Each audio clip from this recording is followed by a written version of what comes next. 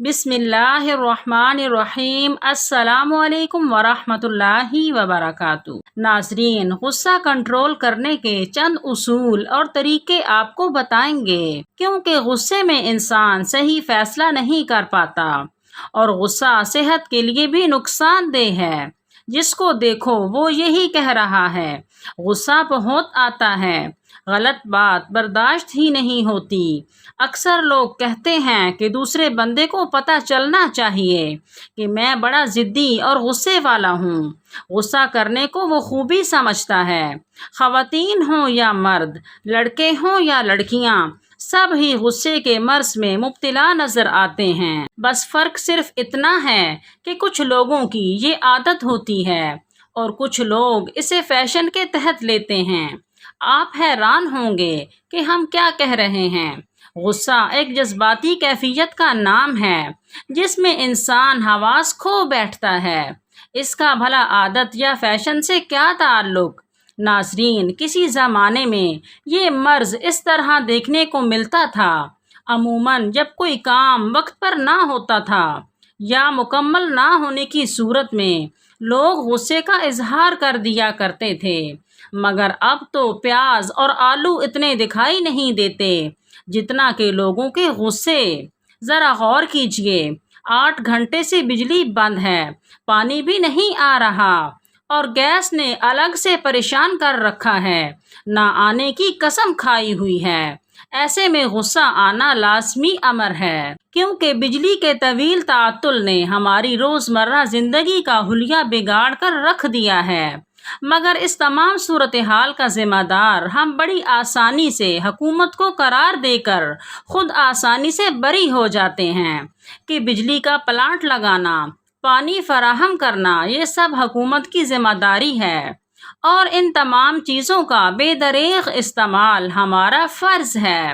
ہم کبھی اس بات پر غصہ نہیں کرتے کہ جب ایک پنکھے سے کام ہو سکتا ہے تو 2 پنکھوں کے چلانے کی کیا ضرورت ہے۔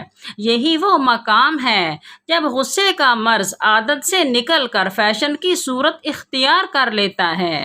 ارے بھائی، اب دیکھیے نا، ٹریفک جام ہے تو غصہ آ گیا۔ اس غصے میں آگے پیچھے گاڑی والوں سے جھگڑا بھی شروع کر دیا۔ آخر کیا کریں، غصے میں آ کر اپنی شخصیت کے ہنر بھی تو دکھانے ہیں، لہٰذا غصہ کرنے پر مجبور ہیں۔ اب ذرا گھر کو لوٹ چلتے ہیں، مگر اب یہاں بھی غصہ۔ کسی نے نصیحت کے 2 بول کہہ دیے، کپڑے وقت پر استری نہیں تو موڈ آف، اسائنمنٹ مکمل نہیں تو مصیبت، غصہ نہ ہوا بلائے جان ہو گیا۔ مجال ہے جو کچھ سوچنے سمجھنے کی مہلت دے۔ چھوٹی چھوٹی بات پر غصہ آنا۔ کچھ لوگوں کو غصہ اس حد تک آتا ہے کہ وہ وقتی طور پر اپنے دل کی بھڑاس نکال کر خاموش ہو جاتے ہیں۔ انہیں ٹھنڈے مزاج کا مالک کہا جاتا ہے۔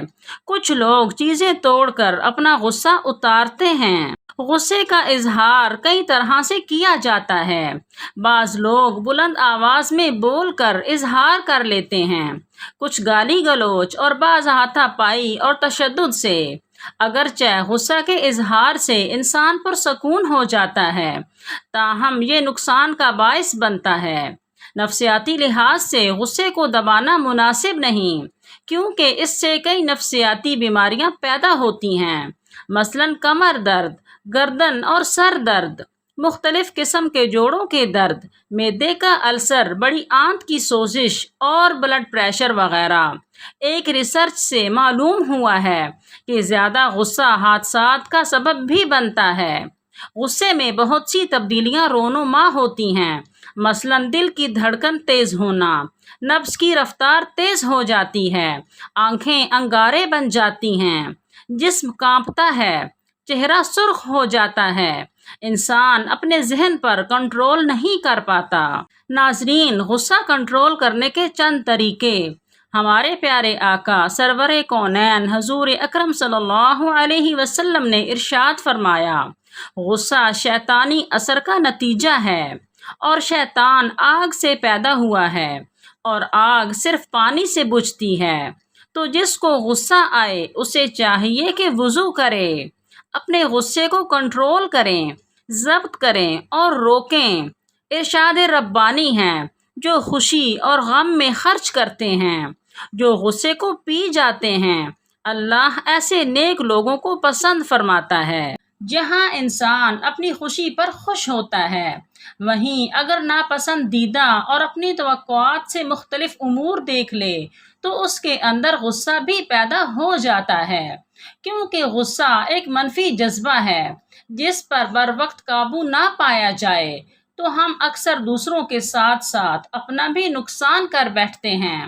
اس لیے اسلام نے غصہ ضبط کرنے اور جوش غضب کے وقت انتقام لینے کے بجائے صبر و سکون سے رہنے کی تلقین کی ہے، تاکہ معاشرہ انتشار کا شکار نہ ہو بلکہ امن کا گہوارہ بن سکے۔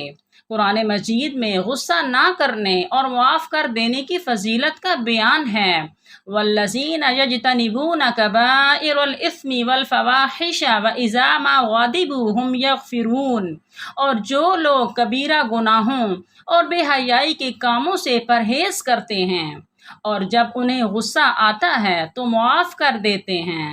غصہ ٹھنڈا ہونے کے بعد تو تمام لوگ معاف کر دیتے ہیں، لیکن اس آیت مبارکہ میں اللہ تعالیٰ نے اہل ایمان کی صفات میں سے اہم صفت یہ بیان کی ہے کہ وہ حالت غضب میں معاف کرتے ہیں، جو بہت ہمت اور جرت کا کام ہوتا ہے۔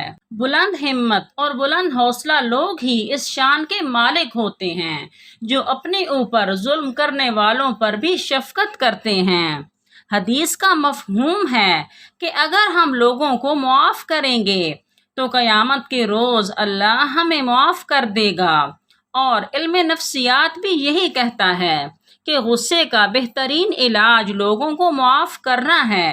لوگوں کو ان کے لیے نہیں بلکہ اپنے لیے معاف کر دیں، ان کو معاف کر کے آپ کو سکون ملے گا۔ معاف نہ کر کے کڑتے رہیں گے اور حاصل کچھ نہ ہوگا۔ رسول اکرم صلی اللہ علیہ وسلم نے ایک دفعہ اپنے اصحاب کو غصہ کنٹرول کرنے کا ایک کامیاب طریقہ بتایا۔ فرمایا کہ جسے غصہ آئے وہ اعوذ باللہ من الشیطان الرجیم پڑھے۔